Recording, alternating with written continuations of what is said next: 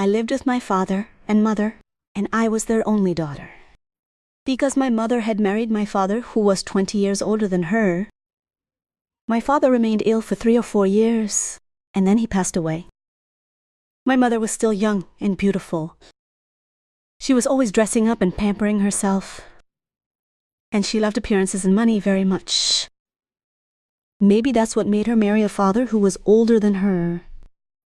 I was young and didn't understand anything. Until I grew up, I started noticing my mother always wearing transparent clothes, showing everything. And she was talking to many people on the phone. I always told myself they might be her friends. Sometimes I'd find her with the camera on, wearing very little. She didn't know I was watching her, and I wouldn't let her see me. Until I grew up, suitors started asking for my hand. And naturally I would ask my mother for me, because my father's family had stopped talking to us since after my father signed everything over to my mother. They expected they could dispute it, and as for my maternal uncles, my mother stopped speaking to them because they were greedy. One day a suitor asked for me, a classmate of mine at the university, but my mother rejected him, and she told me, "You don't understand anything. I will choose a suitor for you to my taste, someone strong.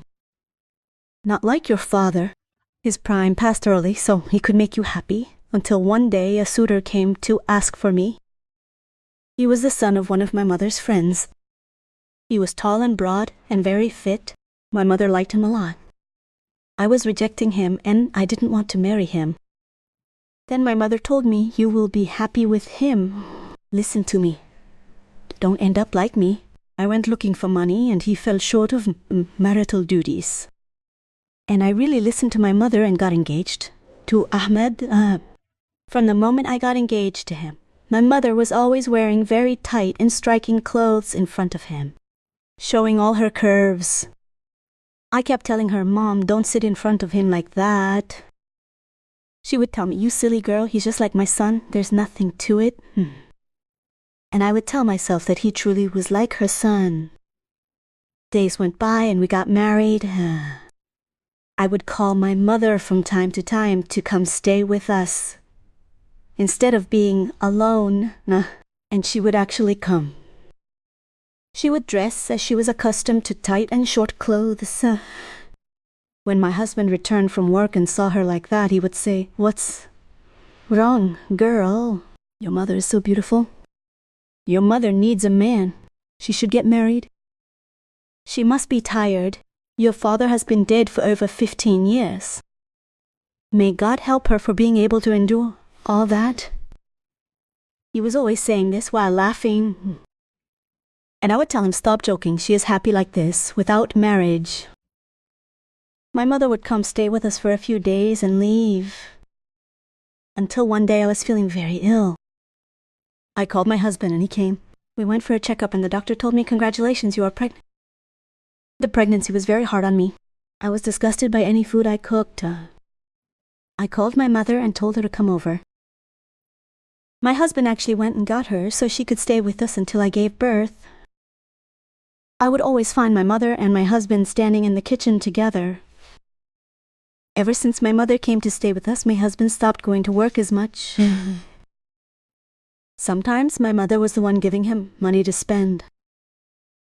During my pregnancy, I was constantly dizzy and sleeping all the time due to exhaustion.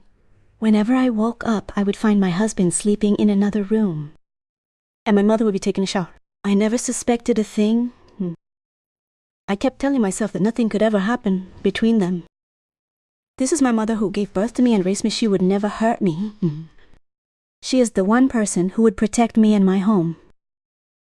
But the devil kept whispering to me all the time. The situation between my mother and my husband escalated. I was puzzled by their behavior.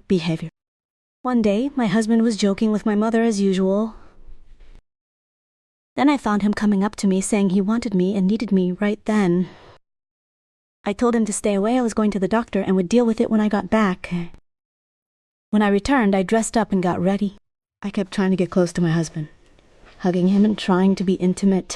He wasn't interested at all. He told me he didn't want anything and to leave him alone. He looked very exhausted. My mother even told me, "Let me set the food out for you, Nazma, because I'm tired and want to sleep." This was the first time my mother had gone to sleep so early. The constant thinking was killing me. I had no choice but to buy a camera and put it in the room where my mother sleeps to get some peace from all the thinking and the devil's whispers. And I actually did that. The next day, I told them I was going to visit my friend May because she was sick and I would be back late. My suspicion was indeed correct. I found that after I left, my husband went and opened the door to my mother's room. He told her, "Get up, Hoda has left." He hugged her and started getting close to her. My mother leaned into him too and kept touching every part of him. She told him, "You have brought my youth back to me again." She kept getting closer to him and he was completely undressed. They were intimate with each other once and twice. They did things I never did with him, as if they were married. I couldn't believe what I was seeing. All of this was recorded on the camera. When I saw all of that, I couldn't bear it and stay silent. I went and told them everything. I kept cursing them out. My husband stayed silent and didn't answer me. But the strange thing was my mother's response. She said to me, "Are you upset that I wanted something and your husband gave me what I wanted? Besides, I don't take him away from you all the time." She spoke with such audacity and nerve as if she hadn't done anything wrong. My husband stood up and kissed my hand and my head. He told me, "I'm sorry, don't be upset with me. Let's turn over a new leaf." But I swear to God I didn't want to do this, but your mother's clothes were so revealing and tight, and the way she talked to me made me unable to resist. "And you were neglecting me because of the pregnancy and such." I packed my clothes and told them I would leave the house and go. My husband kept holding on to me, telling me to forgive him and give him a second chance. He told me I wasn't the one who should leave, and he kicked my mother out of the house. I was so upset that if I had stayed in that house any longer, I would have died. So I packed my things and went to my friend May's place. I've been staying with her until now for over a month. My husband came to May and told her everything, and he is very regretful. May talked to me and insisted that I go back to my husband. I know he is wrong, but the biggest fault lies with my mother. Everyone has moments of weakness, and sometimes it's beyond their control. I am confused and I don't know what to do.